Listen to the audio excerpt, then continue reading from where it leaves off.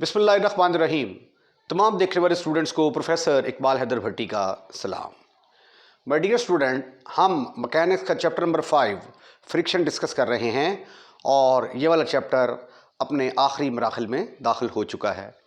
इस जो मैकेनिक्स क्यों के गौरी है उसके अंदर जो एग्ज़ाम्पल्स थी उन एग्ज़ाम्पल्स को मैंने उठाकर एक्सरसाइज के लास्ट क्वेश्चंस के अंदर मैं ले गया हूँ। तो ये जो क्वेश्चन नंबर 14 है, अगर आप क्यू के गौरी की बुक फॉलो करेंगे तो वहाँ पे ये एग्जांपल होगी।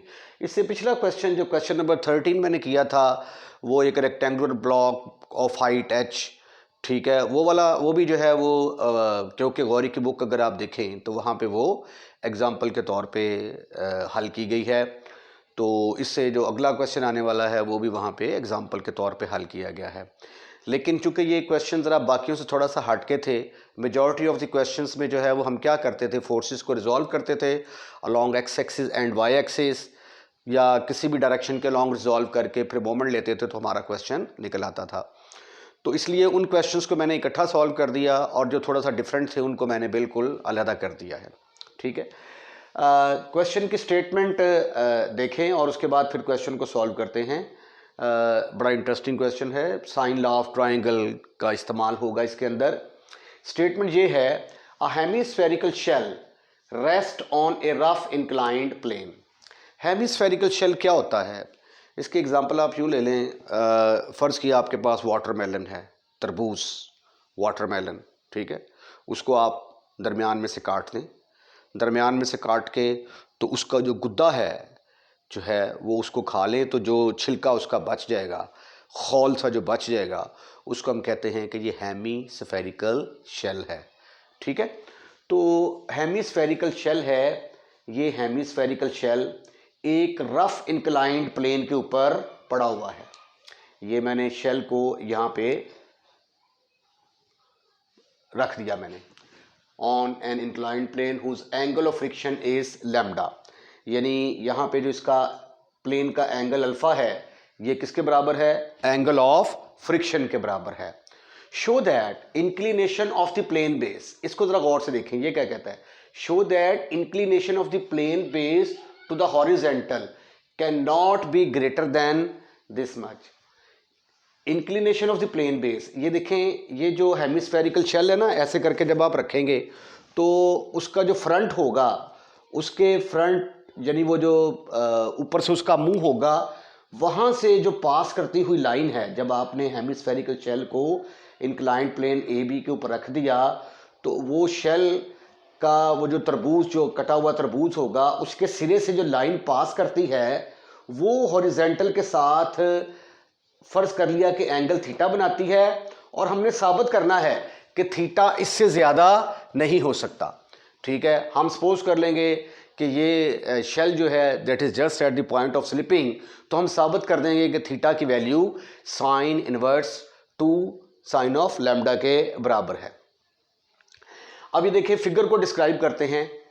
Late a hemispherical shell of radius a, एक हम ये जो ज़ाहिर है कि ये गोल चीज़ होगी, इसका कोई ना कोई रेडियस होगा, तो हेमिस्फेरिकल शेल का रेडियस मैंने सपोज कर लिया ए के बराबर है। Is in limiting equilibrium on an inclined plane A B making an angle alpha is equal to lambda. ये एक हेमिस्फेरिकल शेल है, ये एक इंक्लाइंड प्लेन के ऊपर पड़ा हुआ है जो कि हॉरिजॉन्टल के साथ एंगल किसके बना रहा है, किसके बराबर बना रहा है? Alpha is equal to lambda के equal. When the sphere is just at the point of slipping under its own weight, ये जब बिल्कुल अपने वेट के तहत नीचे की तरफ गिरने की कोशिश करेगी तो फ्रिक्शन जाहिर बात है कि उस वक्त इसकी अपवर्ड डायरेक्शन में होगी। और वी फर्दर सपोज दैट कि ये जो प्लेन बेस है ये हॉरिजॉन्टल के साथ एंगल थीटा बनाता है। अब इसके ऊपर जो फोर्सेस अमल कर रही हैं, इसके ऊपर एक तो इसका वेट होगा, वेट जो इसके सेंटर ऑफ ग्रेविटी पे अमल करेगा। एक्चुअली मेरी ड्राइंग ज़रा अच्छी नहीं है, जी को एक्चुअली ये ना यहाँ पर के दरमियान में करके बनाना चाहिए था, लेकिन वो जी जो है मैंने फिगर कोशिश भी की है, लेकिन कोशिश के बावजूद जी जो है मेरा यहाँ पे बना है।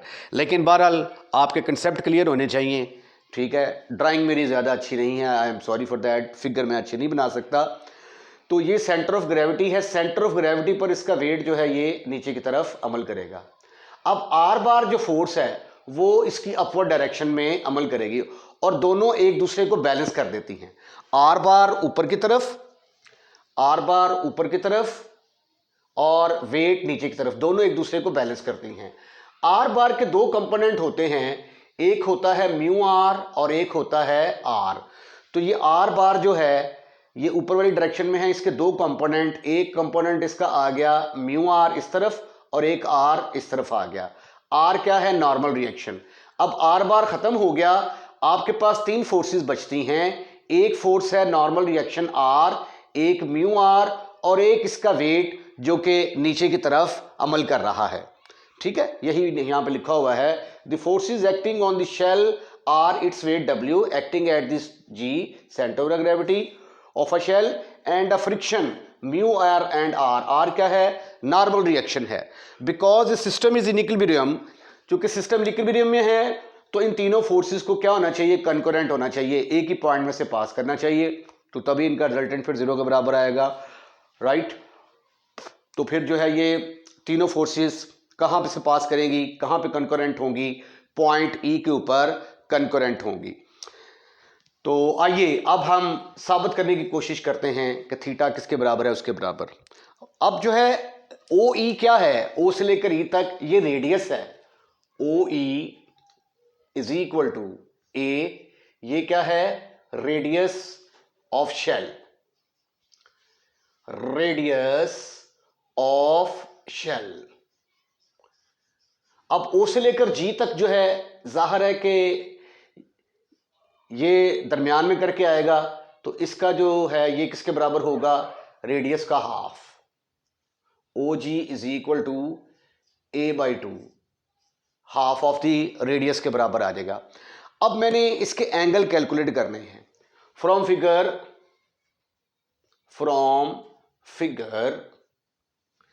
अब ये देखें, ये इधर नीचे की तरफ अमल कर रहा है, ये वाला एंगल किसके बराबर आ गया? 90 डिग्री के बराबर, और इस एंगल का नाम आपने रखा थीटा। अब ये जो है इसके साथ कितना एंगल बनाएगा? यहां से लेकर यहां तक ये 90 डिग्री का बनाएगा। अब ये आपके पास एक क्वाड्रिलेटरल आ गई, एक ए ओ जी, और ये इसका नाम अगर कोई रखना चाहें तो रख लें, ठीक है, एम रख लेते हैं जी नाम इसका, ए ओ जी एम। ये एक क्वाड्रिलेटरल बन गई। और क्वाड्रिलेटरल के चारों जावियों का, चारों एंगल्स का सम किसके बराबर होता है? 360 के बराबर। Angle 1 plus angle 2 plus angle 3 plus angle 4, चारों एंगल्स का सम किसके बराबर होगा? 360 डिग्री के बराबर। अब एक एंगल तो आपके पास है थीटा, गुड। दूसरा एंगल है आपके पास ये वाला 90 डिग्री, गुड। और एक एंगल ये है 90 डिग्री, गुड, वेरी गुड। चौथा एंगल आपने कैलकुलेट करना है, यानी इस एंगल के बारे में हमें जानकारी है, इसके बारे में जानकारी है, इसके बारे में जानकारी है। ये वाला एंगल जो है ये हम कैलकुलेट करने की कोशिश कर रहे हैं। ये किसके बराबर आएगा? That is equal to angle 4 is equal to 380 degree. 90 और 90 कितना होता है? 180 माइनस थीटा। तो after simplification you can see that angle 4 is equal to 180 degree minus theta. तो ये क्या बनता है? एंगल ओ जी ई, एंगल ओ जी ई, जी के ऊपर एंगल बन रहा है, ये किसके बराबर होगा? 180 डिग्री माइनस थीटा के इक्वल, राइट। और ये तो आप जानते ही हैं कि आर और आर बार, यानी ये वाला एंगल यहां पे लिख दें आप, 180 डिग्री माइनस थीटा। आर और आर बार का दरमियानी एंगल किसके बराबर होता है? ये वाला angle, that is equal to lambda. तो ये वाला एंगल बनेगा फिर ओ ई जी, एंगल ओ, अब ई के ऊपर बन रहा है O E G, that is equal to lambda, that is angle of friction के बराबर होता है ये वाला, ठीक है। अब आपके पास एक ट्राइंगल बन गई ओ जी ई। इस ट्राइंगल के ऊपर मैं साइन लॉ जो है वो अप्लाई करूंगा। आई एम फुली होपफुल कि ये वाला पॉइंट आपने नोट कर लिया होगा कि ये एंगल 180 डिग्री माइनस थीटा के बराबर कैसे आता है। ठीक है, अगर नहीं है तो इसका स्क्रीनशॉट ले लें। अब मैं इसको रेज कर रहा हूं। Now apply sine law of triangle. Now apply sine law of triangle on triangle OEG। OEG triangle के ऊपर मैं साइन लॉ अप्लाई करने लगा हूं। साइन लॉ क्या कहता है? ये O से लेकर E तक है, इसके सामने वाला एंगल क्या है? लैम्डा। तो OE जो है ये प्रोपोर्शनल होगा इसके जो सामने वाला OE के सामने वाला जो एंगल है उसके साइन के प्रोपोर्शनल होगा, साइन ऑफ लैम्डा।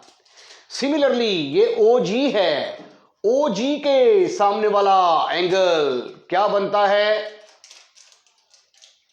अरे वाह, ये तो मैंने गड़बड़ कर दी। OE के सामने वाला एंगल बनता है 180 डिग्री माइनस थीटा। ये OE के सामने वाला angle 180 degree minus theta. Okay. उसके बाद फिर आता है OG। OG जो है इसके सामने वाला एंगल क्या है? ये वाला एंगल। ये वाला क्या है? लैम्डा। तो it is proportional to sine of lambda. अब आप तो जानते हैं कि साइन 180 डिग्री माइनस थीटा किसके बराबर होता है? साइन 180 डिग्री माइनस थीटा तो साइन थीटा के इक्वल होता है। तो इसकी जगह पे फिर क्या आएगा? OE की जगह पे तो आ गया A। वाह, साइन 180 डिग्री मनफी थीटा की जगह पे वाह, साइन थीटा। OG की जगह पे A/2 divided by sine of lambda. अगले स्टेप में अगर मैं इसको ऐसे लिख दूं, A over sine of theta is equal to A over 2 sine of lambda.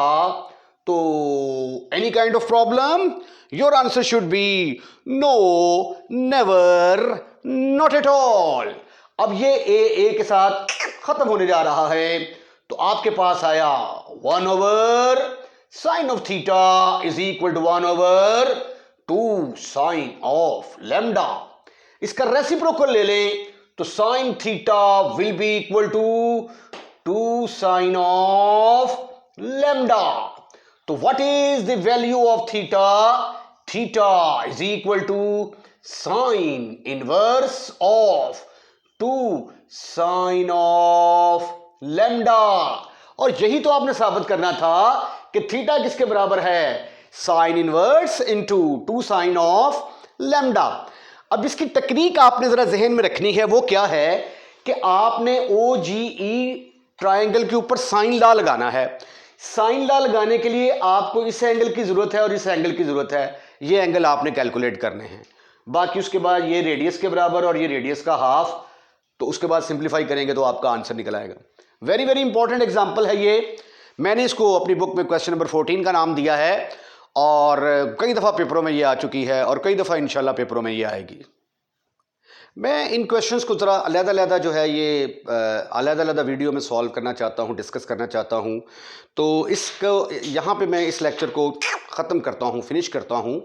और बाकी जो अगले 2 क्वेश्चन हैं उसमें से अगला जो क्वेश्चन है वो भी एक एग्जाम्पल है, लेकिन उससे अगला क्वेश्चन जो है वो एक्सरसाइज का क्वेश्चन है।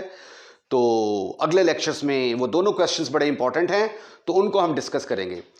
अगर आपने हमारा चैनल अभी तक सब्सक्राइब नहीं किया तो बराए मेहरबानी हमारा चैनल सब्सक्राइब करें और अपने दोस्तों रिश्तेदारों को इनवाइट करें कि वो भी हमारा चैनल सब्सक्राइब करें। अगर आपको हमारी वीडियो पसंद आई है तो उसको लाइक ज़रूर कीजिएगा और लाइक करने के बाद शेयर करना मत भूलिएगा। अपना ख्याल रखिएगा। अल्लाह हाफिज़।